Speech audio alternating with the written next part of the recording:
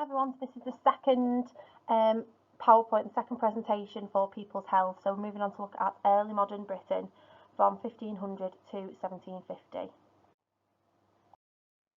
So just like we did previously, we're going to have a look at a bit of an overview of what life is like in early modern Britain. So we're looking at some changes and also some continuity in this period. So we can see farming is still done by hand. So most people are still living and working in the countryside. Again, still we've got the problem, so that word still obviously showing us that there's continuity. There's still, if there's bad weather, this can ruin the harvest and people go hungry. 1550 to 1750, the population nearly doubles, but we have got improvements in agriculture that mean that the population are able to be fed. Wool and cloth is still the main industry. Coal mines begin to produce more coal, so we're starting to see the problem of air pollution developing in this period, which will then go on to be an even bigger problem in industrial Britain.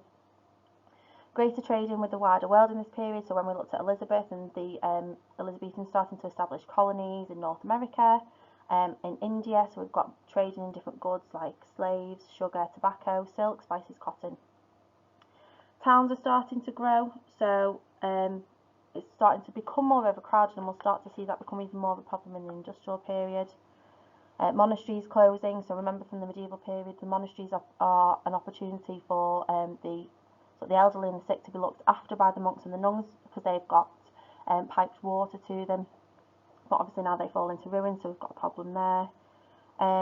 Robert Hooke invents the microscope, so that obviously allows people to start moving towards, I suppose, these scientific discoveries, and he can discover that plants are made up of cells, so this is sort of the beginning of these discoveries. The printing press is introduced, so new ideas can start to spread. Paper books and pamphlets can be made a lot more quickly, so things can spread around the country a lot easier. In this period, only 3% of people can vote in the elections. But Parliament does start to make laws which are affecting people's lives. So despite fewer people being able to vote, we are starting to get more involvement from Parliament, the growing power of it. And another problem that we'll see, especially when we look at the gin craze, is that the number of ale houses increase rapidly in this period. So again, like we saw with medieval Britain, the living conditions, again, we've got our sort of key features of food, housing, water and waste. So in terms of food, split it into rich and poor, so you can see the difference between these two here. So you won't need to remember absolutely everything, but this just gives some examples and gives you sort of an idea of how different they were. So you can see that the rich have got a wide variety of different meats, mutton, chicken, rabbit, different fish, imported wines. They are able to access the trade that is coming into Britain. Compared to the poor, so they're again pottage, very little income, being able to afford to feed the family. But the problems also differed between these two groups. So because of the unbalanced, unhealthy diet of the rich, they're dealing with obesity and gout, and the problems that the poor are dealing with, again, so continuity from the medieval period, is that bad weather equals bad harvest, which means that the price of grain increases because there's very little. So widespread famine was very rare, but again did occur 1623 to 24, just like we saw in the medieval period as well. So housing, again we can see that word still, signalling continuity, so they still lived in these oak framed houses. Gradually they started to be replaced by stone or brick. They were usually just housing towns were often one room wide but 3 stories tall, with overhanging top stories, providing a lot more space for them. But houses were again overcrowded, they were drafty, they were damp, families were being squashed in together, they weren't particularly well constructed. Again, there would often be open fires in houses and respiratory diseases as a result of these and the drafty damp conditions. So the sort of environment, so again similar to when we saw the marketplaces, the pavements aren't developed, so you've got sort of muddy tracks, you've got carts that can actually injure children or even kill them in some cases. animals in the streets, so lots of waste, and they were being herded through the streets. And again, because of these animals in the streets, we do see a problem when it comes to the plague spreading as well. Water, so keeping clean, so the gentry and the middling sort, so you sort of richer in society, have got servants for washing. They can bathe in, anybody could bathe in rivers or at home, if you're rich enough. Only the rich can afford the soap made from olive oil. So because the soap is often made from leftover animal fat, but wasn't suitable for use on the skin, so only the rich are using the sort of expensive soap, and the water's often dirty, and then they're worried that this will infect them through the pores in the skin, which is obviously a huge problem for them as well. The water supply, so there's three main ways that people were able to get access to water. So people can carry from the countryside, people can carry water from the natural water sources. Otherwise, there's three main ways. So paying for water to be piped to the house. So in 1609, Hugh Middleton built a new river, bringing water from the countryside to London. Collecting water from a conduit, so these public water fountains that were in these markets in these towns. And again, just the same as in the medieval period, buying from a water seller. They would collect the water from the conduits or the rivers, and you could pay them to bring it to your house. In terms of waste then, so household waste, you had for your food, your things from the floor, the ash from the fire. People could put it outside the house, and a couple of times a week it would be collected by these scavengers or rakers, and they then sold it on to gardeners outside of towns, and people could also put it on the dunghills outside the town gates. In terms of excrement, so human waste, not easy to get rid of in this period, so very little changed in the countryside, but it started to become a lot more difficult in the towns. So flushing toilet was introduced in 1596, but it was only popular towards the end because it was very, very expensive. Privies were most of them were emptied into cesspits, which often polluted rivers and wells.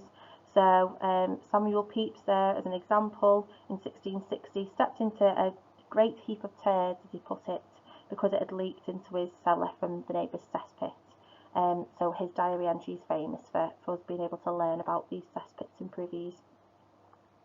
So scavengers would clear them, clear cesspits every year or two, and did it at night, but it was very expensive to be able to do this. So again, we're starting to really see the difference between the rich and the poor and what they can afford to do. So just like we looked at with the Black Death, we're having a look at responses to disease. So quite a significant figure there is the fact that the life expectancy was 41 years of age at this time.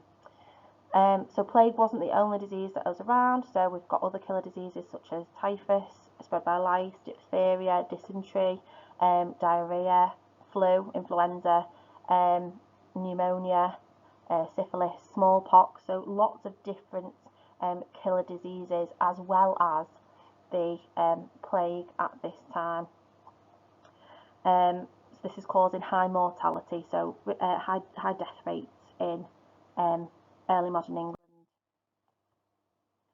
So in terms of the responses to disease in terms of the plague then, so again we've spoken about bubonic plague when we looked at the Black Death in the medieval period. So you'd have your buboes, only 1 in 5 people who caught it actually survived, and it was very, very frequent. So one of the reasons it's so terrifying is because of its frequency. So there's a major outbreak every 20 years. It could strike villages, but it was becoming sort of a disease of towns.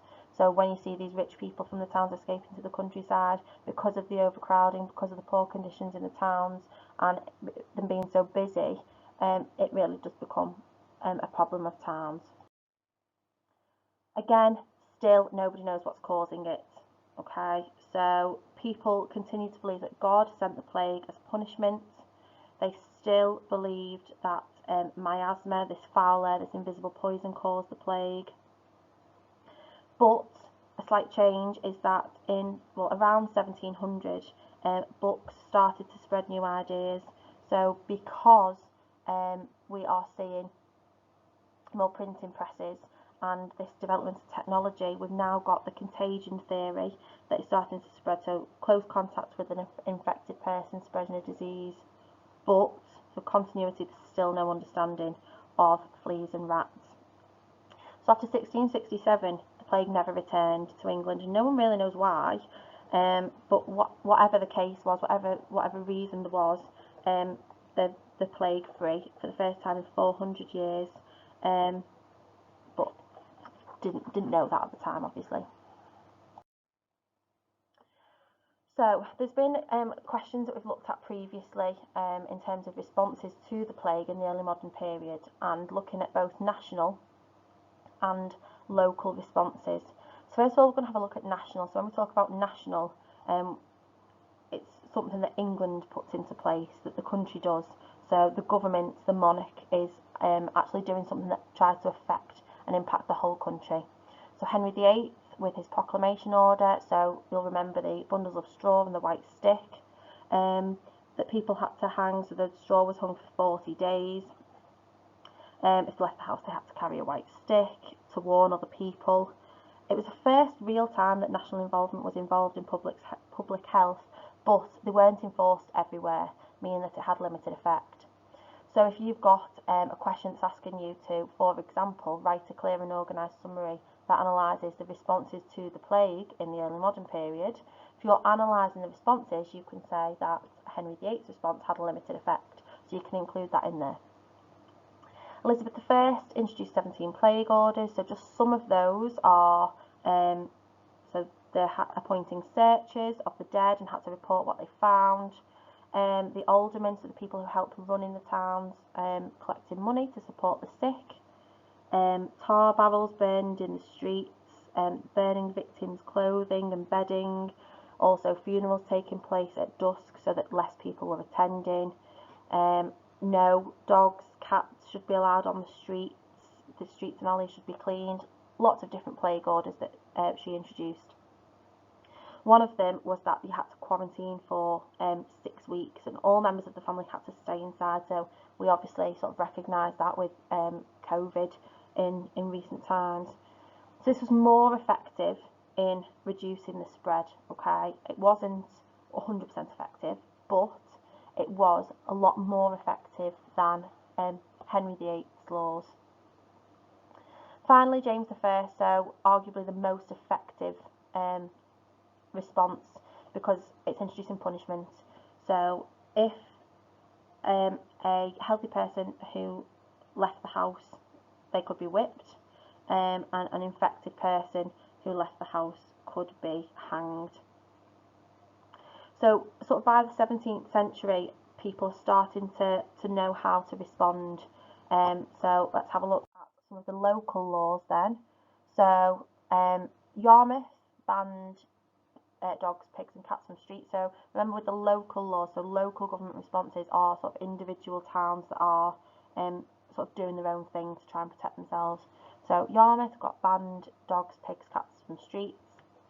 The village of Eyam quarantined itself from Sheffield. So this was actually effective because it saved Sheffield. However, 95% of Eyam died. So again, if you're analysing that, how effective it was, and you can say it was because the aim was to protect Sheffield, and they did that. And Cambridge, strangers needed a certificate of health, streets were cleaned, etc. So these are the things that local governments did. We've also got some individual people's reactions to the plague as well. So, for example, people going to church because obviously they think that God is punishing people. Running away, so the rich are leaving infected towns. Some people stayed because they felt it was a duty, so for example church ministers, but people left if they could afford to.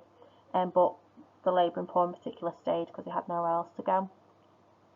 They tried to find a cure, so you'll remember the plague doctors who wore heavy cloaks, hoods, and the beaks that they would put sweet smelling herbs at the end of, in the hope that they'd protect them. They would avoid the sick, so they were scared to take food to plague victims. Some like maid servants would be thrown out of their houses. You know, it was very scary for them at this time. However, they did actually stick together, a lot of people. So communities didn't just collapse because people are terrified. So the elderly would take in some orphan children, and people would take things to friends and neighbours. They just weren't abandoning one another. So in terms of public health then, so we've looked at the living conditions, we've looked at the responses to disease, and now the government responses to public health. So first of all, local government with York is a bit of a case study.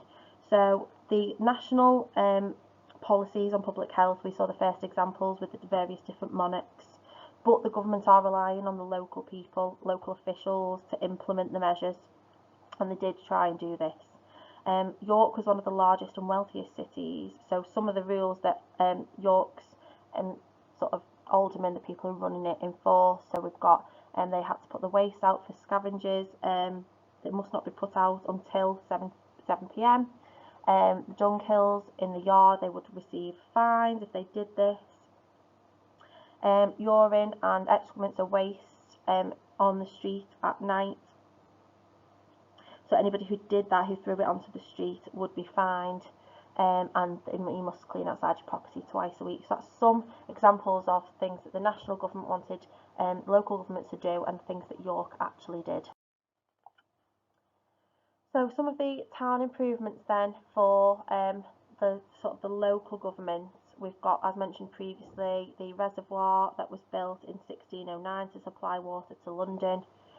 Water companies in London were piping water into homes. However, the person who had the house had to pay for this, so this helped the rich but not the poor. Some streets were paved with stone, new sort of squares were created, street lights, housing. However, this was to make town life more pleasant. The concern was not public health.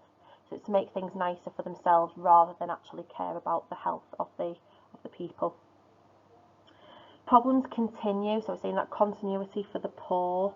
So streets are still unpaved and unlit, and people having to still go to conduits for the water or buy the water from a water cart, and sewage disposal had hardly changed at all in that time.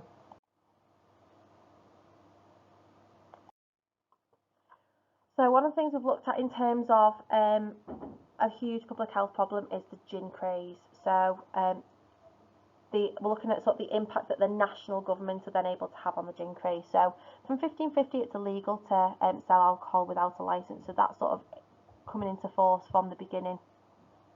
But in 1660 people are starting to drink spirits, so alcohol, especially poor people, alcohol is becoming a big problem for people's health. So many of these dram shops opened, selling really cheap spirits like brandy and gin. And at first, gin is imported from Holland, and I suppose part of the problem comes when they ban the imports of gin from Holland to encourage the distillers, the people who are making it in England. And loads, thousands of these small gin shops start opening. Now by the 1520s it's become a big social and health problem, so lots of the poor, they turn to gin and escape from the misery of their lives because they've got lack of work, poor living conditions. So gin shops start advertising, drunk for a penny, dead drunk for 2p. It's that cheap, you know, and they want to escape their miserable lives. Crime rates go up, families are ruined, and it's causing a huge increase in death rates. So in terms of the gin acts then that are introduced, so starting to see the national government having to get involved in trying to solve the problem of gin drinking. So there's 4 different acts. So 1729, 5 shilling tax, £20 annual licence, so you're having to pay to be able to sell the gin, which has a limited effect unfortunately because it's just not regulated. Very similar in 1736, increasing the tax to 20 shillings, increasing the licence to £50, but again, it's not regulated, it's not working enough. 1743, sale of gin only in ale houses, again very limited, it's not reducing the amount of people that are drinking gin unfortunately. Finally, we get to 1751. So just like we saw with James I and the responses to the plague, actually introducing punishments was a way to stop the spread. Now the national governments are introducing punishments, so anyone selling gin illegally would be imprisoned, they would be whipped on their second offence, and their third offence would be transportation, so taking them to a distant land, which finally became effective because the levels of consumption did fall. So that's a really quick overview of early modern Britain, looking at the living conditions, the plague, and the impact of the local and national government on public health. So the next time period that we'll look at will be the industrial period.